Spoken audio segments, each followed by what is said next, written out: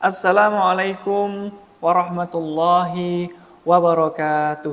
Halo teman-teman semua, apa kabar? Semoga senantiasa sehat dan bahagia selalu. Selamat datang kembali di TBDpedia, partner setia belajarmu. Hari ini kita masih akan membahas tentang soal-soal yang nanti harapannya dapat membantu teman-teman semua dalam mengerjakan soal ujian kompetensi. Baik, teman-teman, tak terasa ya,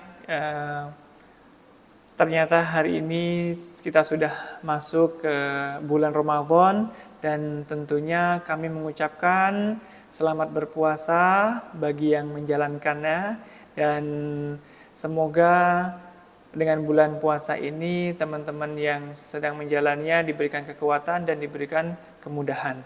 Baik, teman-teman, pada hari ini ya, atau pada saat ini kita masih akan membahas soal-soal UKOM atau soal-soal yang nanti harapannya dapat mempermudah kalian atau kita semua dalam mengerjakan soal-soal ujian kompetensi.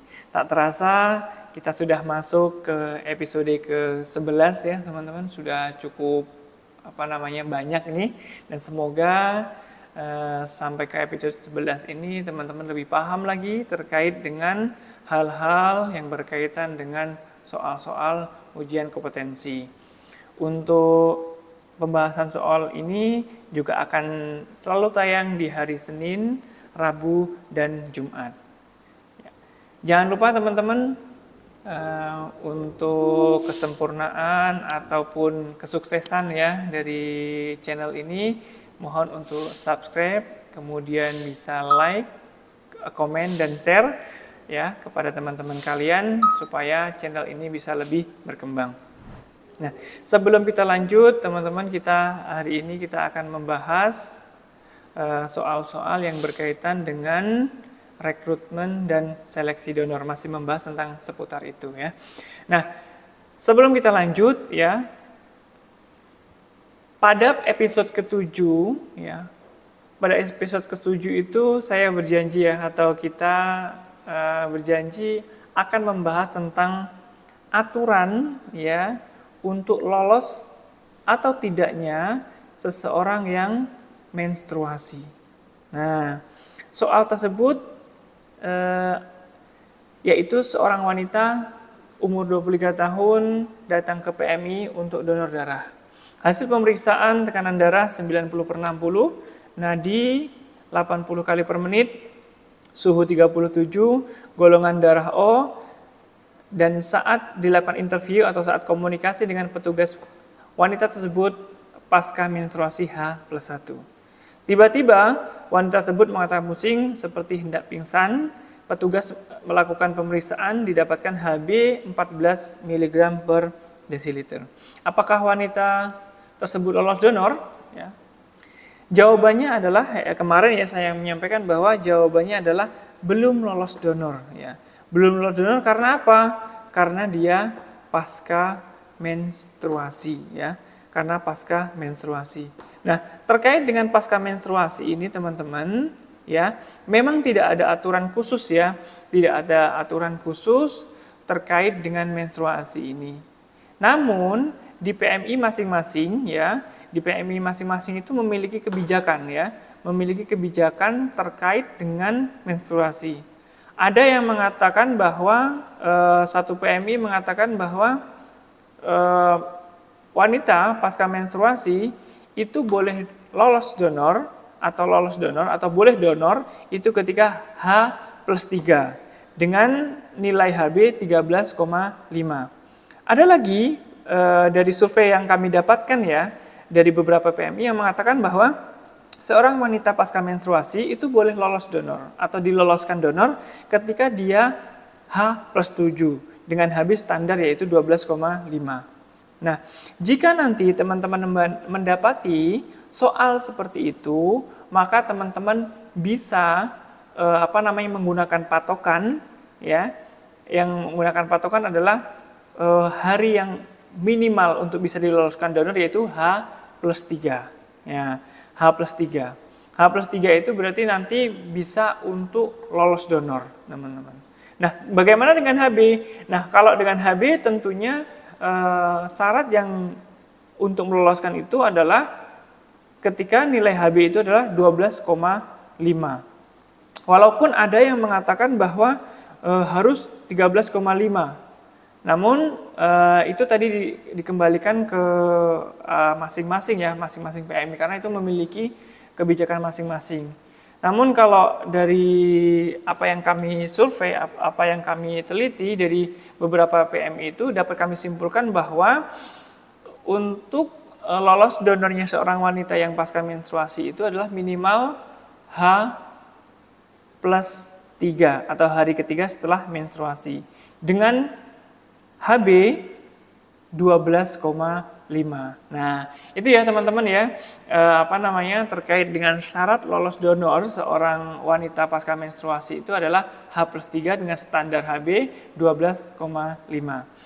Saya ulangi bahwa untuk standar ini belum ada ya di aturan atau di peraturan Menteri Kesehatan itu belum ada. Hal ini masih menjadi kebijakan masing-masing PMI. Jadi kalau mendapatkan soal seperti ini, teman-teman nanti mohon untuk berhati-hati ya. Baik, itu untuk pembahasan soal pada episode ke-7 yang pernah kami janjikan ya, untuk pembahasan terkait dengan wanita pasca menstruasi. Nah, kita masuk ke pembahasan soal yang selanjutnya. Untuk kali ini kita hanya membahas 2 soal saja ya. Soal tentang berkaitan dengan rekrutmen donor dan tentang seleksi donor ya. Baik, teman-teman, apakah sudah siap ya? Mohon untuk mengambil buku catatannya dan alat tulisnya supaya nanti bisa mempermudah teman-teman untuk memberikan jawaban ya. Atau nanti bisa teman-teman langsung menuliskan ya jawaban tersebut di kolom komentar. Baik, kita masuk ke soal yang pertama.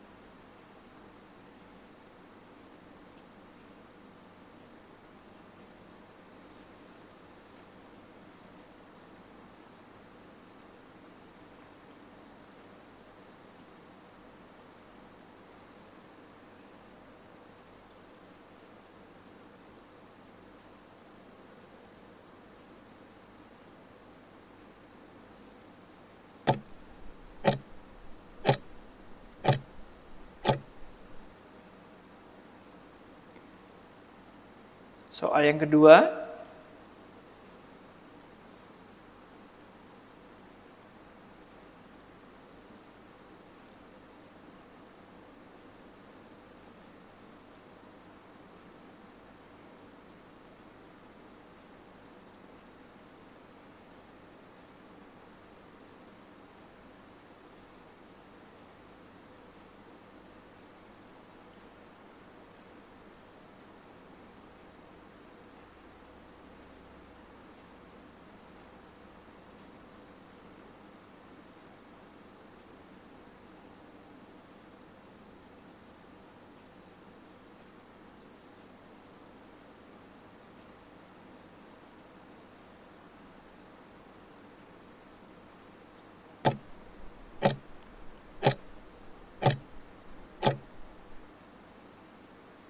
ya, waktu sudah habis. Bagaimana teman-teman sudah mendapatkan jawabannya?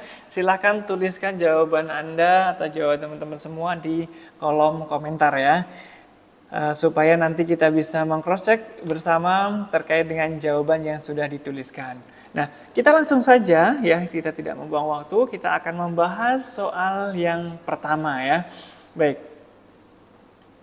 Soal yang pertama, seorang TPD mendapatkan tugas untuk melakukan kegiatan rekrutmen donor di suatu daerah. Dari hasil survei didapatkan tidak terjadi kasus anemia di masyarakat, tidak ada perilaku berisiko, dan saat ini pada masyarakat tersebut sedang terjadi penyebaran penyakit hepatitis A. Informasi didapatkan dari pejabat desa, ya. Warga masyarakat sangat antusias jika ada penyuluhan kesehatan. Menurut Anda, apakah pelaksanaan rekrutmen di desa tersebut dilanjutkan? Ya, jawabannya bagaimana? Jawabannya bagaimana? Apakah sudah sudah ada? Ya, jawaban di sini adalah langsung saja ya kita kasih jawaban dulu ya. Jawaban yang pertama atau maaf, jawaban untuk soal ini adalah tidak dilanjutkan ya.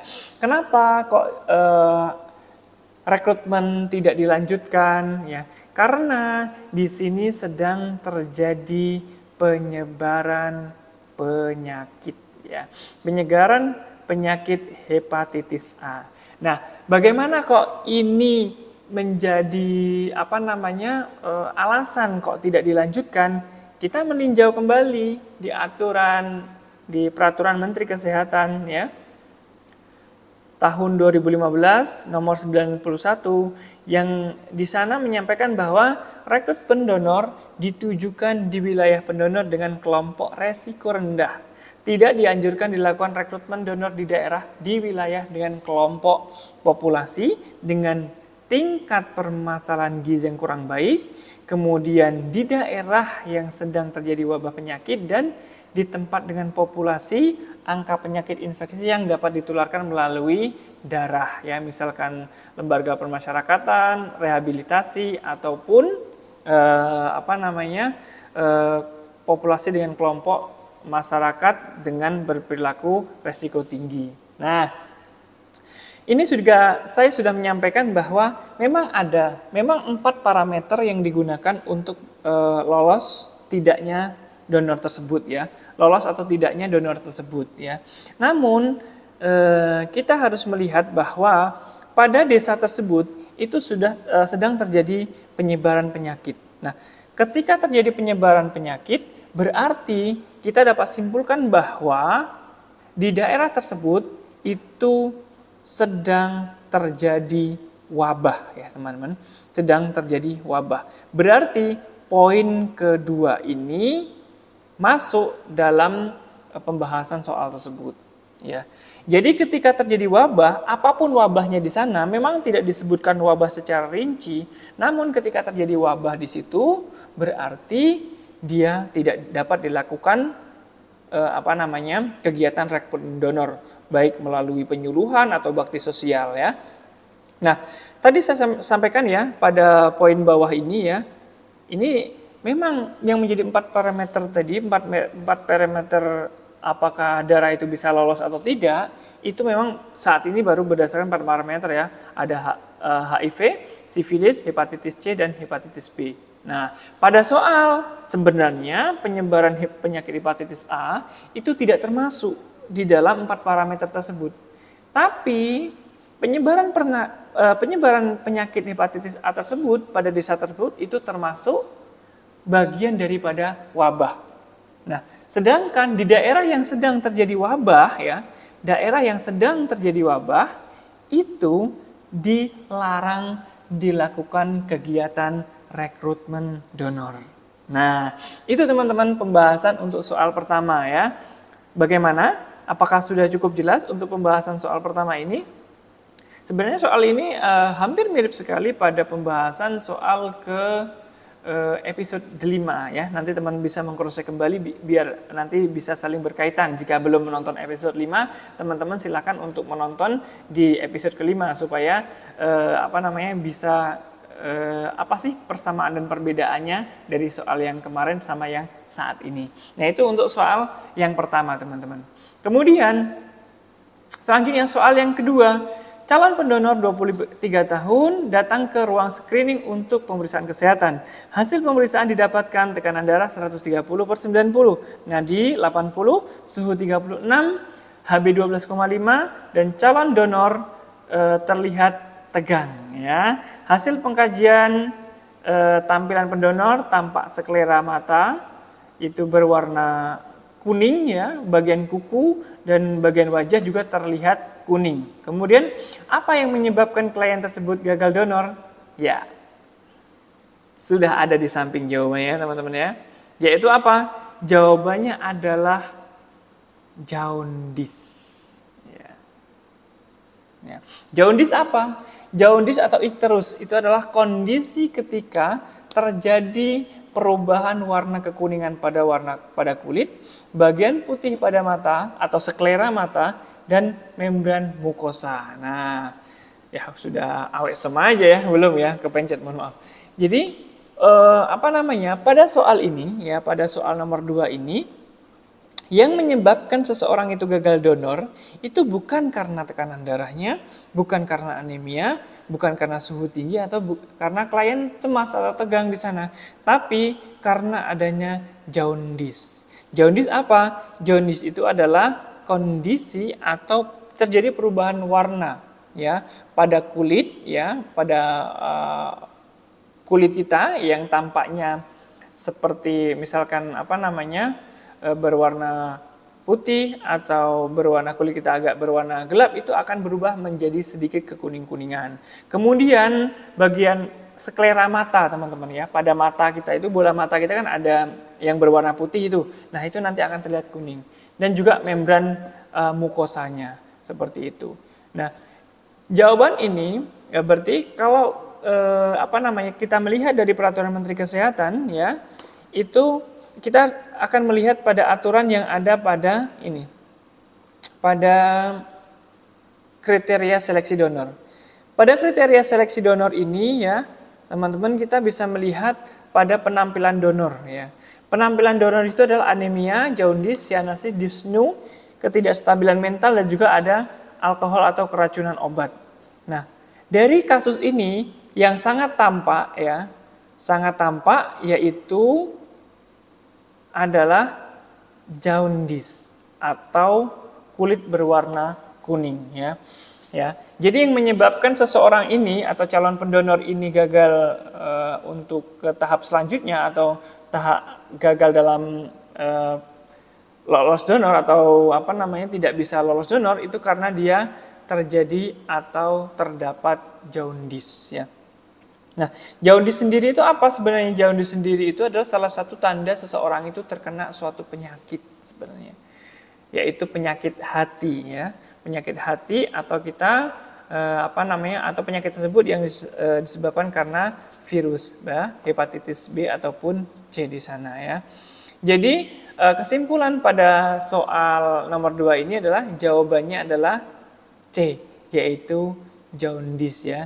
Jadi apabila teman-teman nanti mendapatkan soal seperti ini ya, ataupun nanti ketika teman-teman itu mendapati di PMI sedang melaksanakan seleksi ataupun screening, ketika melihat ada tampak seperti kulit berwarna kekuning-kuningan ya, agak berwarna kuning ya, kemudian